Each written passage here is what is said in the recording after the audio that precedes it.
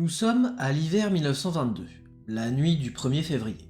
William Desmond Taylor, directeur des productions Famous Players Lasky, une filiale de la Paramount, passe une soirée somme toute classique dans son bungalow de la résidence d'Alvarado Street à Los Angeles. La Paramount, sous le feu des critiques, après l'affaire Roscoe Arbuckle, survenue l'année dernière, va de nouveau être au cœur d'un scandale. William Desmond Taylor sera retrouvé mort le lendemain matin, assassiné de 2 balles de calibre 38 en plein cœur. La Cité des Anges est sous le choc. Le corps de William Desmond Taylor est découvert au petit matin par son domestique, Henry Pivet. Taylor gisait à même le sol, les bras écartés et une chaise renversée sur ses jambes.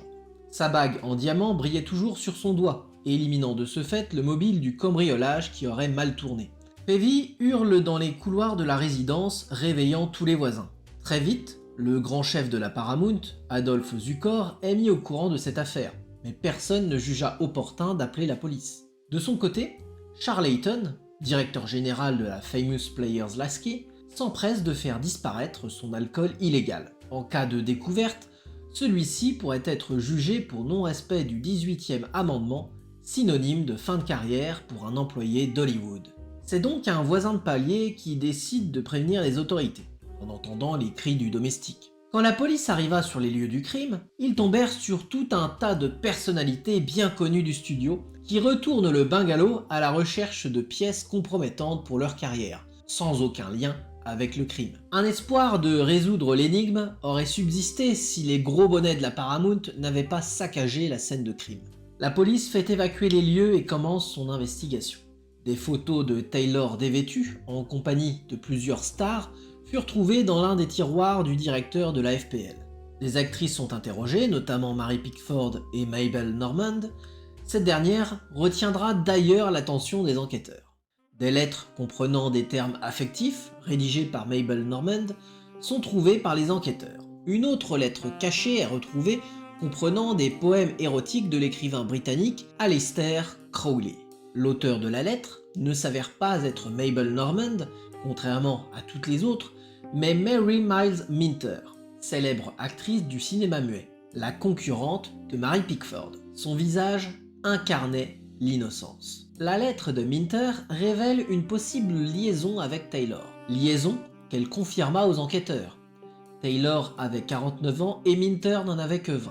Elle fera les bonnes affaires de la presse People lorsqu'elle embrasse le corps de Taylor pendant ses obsèques. Les circonstances de la mort de William Desmond Taylor étaient si énigmatiques qu'elle inspira de nombreux romans policiers et films noirs. Les enquêteurs se penchent aussi sur la disparition suspecte du majordome de Taylor, Edward Sand, un homme au profil douteux et au passé énigmatique. Ancien truand dont Taylor avait tiré profit, il est notamment soupçonné d'avoir fait circuler des chèques falsifiés. Suite au meurtre de son maître, Sands ne sera jamais retrouvé, et il est encore aujourd'hui porté disparu, pour toujours. Mabel Normand et Mary Miles Minter ont toutes les deux rendu visite à Taylor le soir du meurtre. Mabel fut d'ailleurs la dernière personne à l'avoir vue de son vivant. C'est peu après son départ du bungalow qu'une voisine entendit la déflagration de l'arme qui tua Taylor. Selon le témoignage de cette voisine, un homme quitta les lieux peu après le coup de feu pour prendre la fuite. Mais la description de cette ombre est assez floue, et cet homme pourrait tout aussi bien être une femme. La mère de Minter possédait un calibre 38, comme celui utilisé pour le crime. Jalouse de la relation de sa fille avec Taylor, c'est effectivement une autre piste étudiée par la justice. Et puis, un rebondissement va créer une onde de choc à Hollywood. Encore une. William Desmond Taylor était en réalité William Dean Tanner, un acteur porté disparu, après une affaire de liaison extra-conjugale où il abandonna sa femme et sa fille. Stupeur générale. Sa famille pensait qu'il s'était perdu tout seul car celui qui se nommera plus tard Taylor souffrait de troubles mentaux. Il entretenait plusieurs relations simultanées avec Mabel Normand, avec Mary Miles Minter et avec la mère de Mary, Charlotte Shelby. Les tabloïds sont aux anges.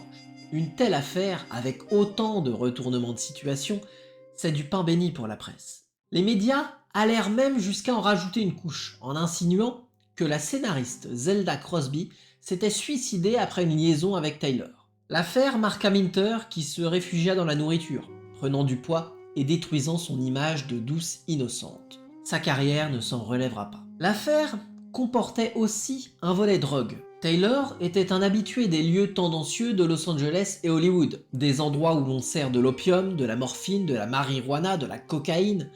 On découvrit par ricochet que Mabel Normand était elle aussi une habituée de la poudre blanche. Cet épisode de l'affaire Taylor fait donc également vaciller la carrière de Normand.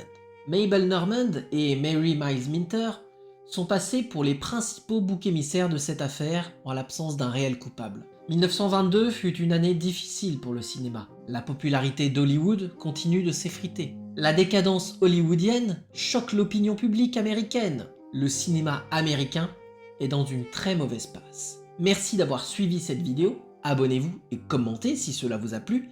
C'était Monsieur Kinétographe et je vous dis à la prochaine.